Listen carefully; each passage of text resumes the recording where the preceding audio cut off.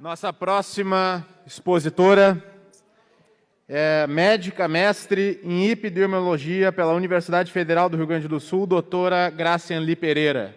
Bom, obrigado pelo convite, deputado Eric. E demais colegas, médicos, colegas e senhores e senhoras. Apesar da minha formação ser médica, eu acho que nós estamos num debate que ele não é eminentemente médico. Tá? Por quê? A gente já falou muito sobre essas coisas das vacinas, né?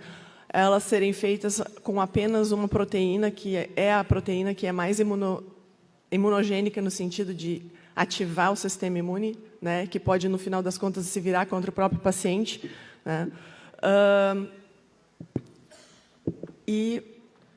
Só que, assim, quem teve a doença foi exposta ao vírus inteiro, né? Tem uma imunidade muito melhor. E essa proteína é a proteína, basicamente, que o vírus muta, né? Que ele muda conforme vai passando o tempo. Ou seja, nós estamos sendo obrigados a tomar vacina, além de experimental, ultrapassada, né? É que nem a gente exigir que as pessoas continuem tomando o mesmo antibiótico para uma infecção, um antibiótico que não está fazendo mais efeito, né?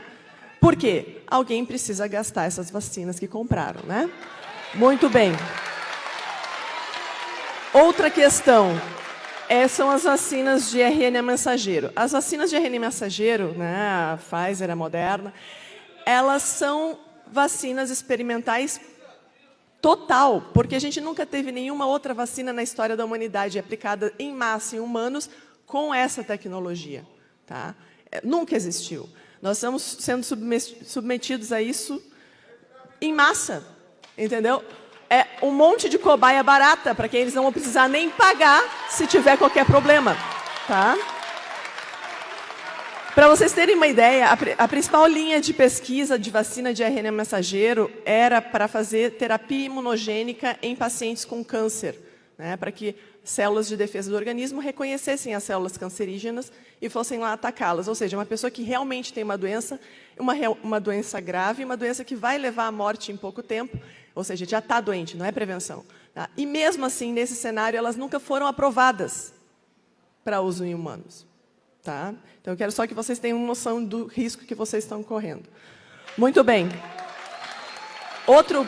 Outra coisa, essa coisa das vacinas serem ultrapassadas, a gente tem um estudo em Israel que 80% da população adulta está vacinada com Pfizer, tá?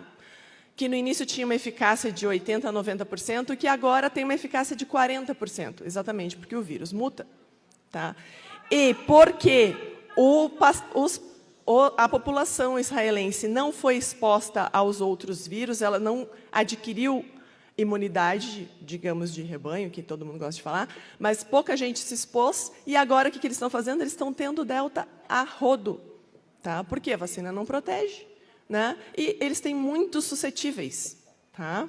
Muito bem. Além disso, a questão que a gente já tocou aqui, que nenhuma vacina disponível realmente impede o paciente de ter a doença e transmiti-la, ela talvez protegesse você de ter uma forma grave da doença, tá? O que a gente ainda está vendo, porque a gente não terminou os estudos de fase 3 ainda, então a gente não sabe se isso é verdade. A gente induz, tá? Acha que sim. Tá? E, obviamente, a imunidade natural adquirida pós-infecção, que as pessoas começaram a dizer que não existe. Né?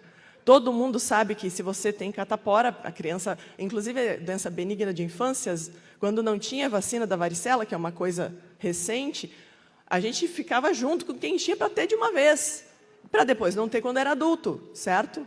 Então, assim, isso não funciona, não existe? Né? Muito bem. Ainda tem mais coisas. Eu sou formada, eu tenho mestrado em epidemiologia, então existem cálculos que nós fazemos para saber qual é a necessidade real de se vacinar pessoas e qual é a faixa etária, né, que mais precisa, ok? Então, assim, nós temos, por exemplo, como exemplo, a vacina da gripe. Né? Nós não vacinamos toda a população de uma vez na vacina da gripe. Por quê?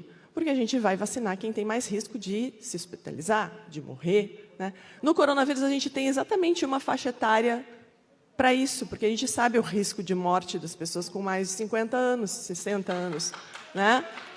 Agora, por que se quer vacinar criança? Né? Para quê? Né? Então, assim, eu já vi, além de ver adultos sendo coagidos a se vacinar por causa do seu emprego, para não perder o emprego, né? Inclusive com decisão de tribunal de trabalho dizendo que é justa causa se a pessoa não se vacinar, né? Então, assim, eu já vi, inclusive, crianças, isso é uma coisa horrível, mas mães desesperadas que não queriam vacinar seus filhos, mas os filhos tinham que ser vacinados para participar de coisas esportivas, de um balé, de uma coisa que elas gostam, entendeu? Então, assim, eu já ouvi histórias do Arco da Velha. Isso é coação, tá? Então, assim,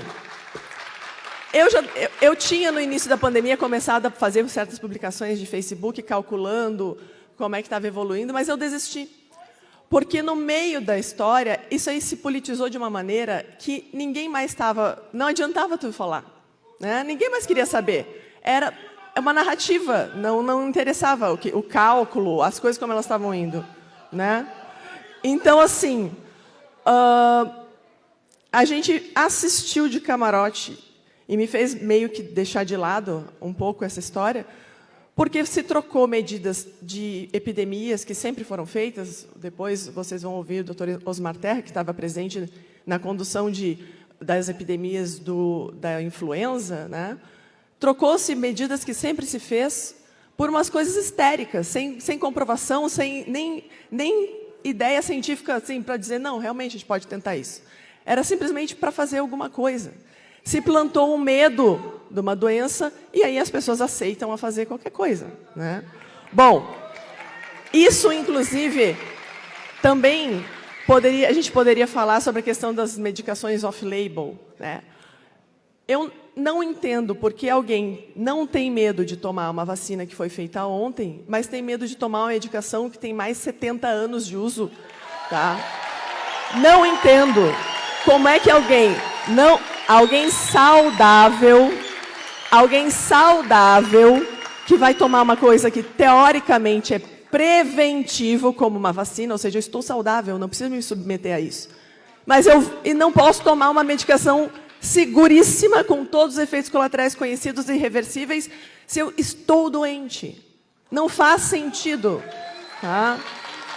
Então, assim, a gente podia discorrer sobre isso eternamente, essas coisas que aconteceram durante essa pandemia. Tá? Mas essa discussão não é médica. Essa discussão diz respeito à ética, à moral. É uma coisa que não precisa ser médico para entender. Tá?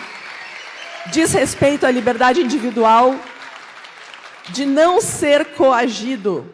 Tá? Não é sobre ensaios clínicos randomizados, duplo cego, controlado por placebo, aquele monte de coisa que se exigia para uma coisa, mas não se exige para outra. Tá? Mesmo que as vacinas fossem 100% eficazes e isentas de efeitos colaterais, ninguém tem o direito de obrigar alguém a tomá-las por meio de coação estatal. Tá? A gente toma as coisas por convencimento. Eu não posso, enquanto anestesista, fazer anestesia no meu paciente simplesmente assim, doutora, qual anestesia que eu vou tomar? Não te interessa. Vai tomar anestesia? Tá bom. Que nem a gente vê no posto. Não interessa que vacina vai tomar. Tem que tomar e acabou. Entendeu? Isso não é assim que funciona a medicina. O paciente tem todo o direito de escolher o que vai tomar ou não, principalmente. A gente tem algumas leis, sim, sobre tratamento. Tá? Então, o paciente, quando ele está doente e a doença dele vai fazer mal para ele e para outro, se eu não tratar. Por exemplo, um paciente que está numa emergência médica, tá? O paciente está sangrando, vai morrer. Bom, o médico não vai poder discutir com ele, o senhor quer que eu faça isso ou não. Mas isso é um caso, o paciente está morrendo. Não é o paciente saudável que está andando por aí, entendeu? Para uma medida preventiva. É diferente, tá? Então, assim, esse tipo de coisa, o convencimento, gente, causa cooperação, tá? A obrigatoriedade causa desobediência. E a coação causa revolta. Inclusive, nós já tivemos isso aqui no início do século XX, com a revolta da vacina. Se vocês não lembram desse caso, vão estudar. É muito interessante, tá?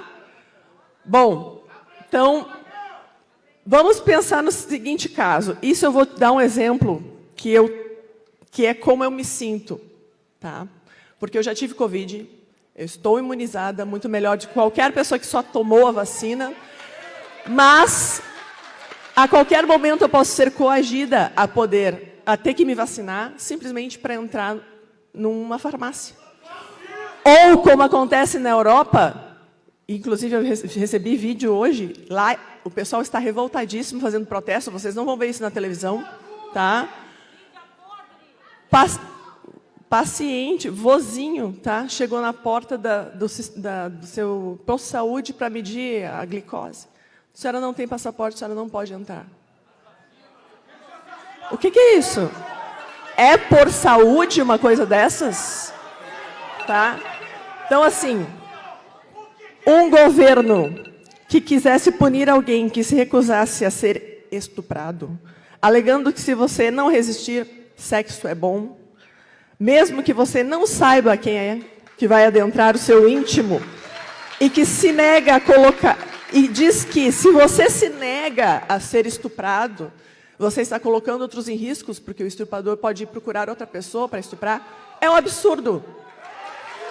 Não é à toa que a gente chama isso de estupro de consciência.